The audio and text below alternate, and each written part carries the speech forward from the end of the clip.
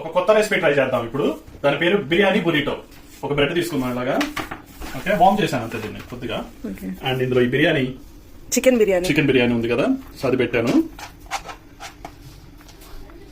Okay, so దాన్ని ఇలా నీట్గా ఇలా ర్యాప్ లో పెట్టినట్టుగా అలా పెట్టి ఇంట్లో కొద్దిగా గార్నిష్ కోసం మన ఫ్లేవర్ కోసం కొరియాండర్ అండ్ కొద్దిగా స్పైస్ కోసం నేను హ్యాపీలో చిల్లీస్ పెడుతున్నాను. మనం పిజ్జాలో వాటిలో వేస్తాం కదా, అవే ఇవి ఇలా చేశాను. పెరుగు చట్నీ ఉంటుంది కదా, అదే వేసాను అనమాట.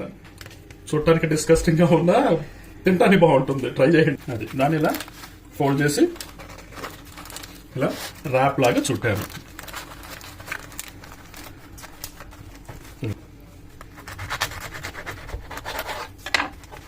కట్ చేస్తే ఇలా బిర్యానీ బురిటో వచ్చింది అనమాట మనకి.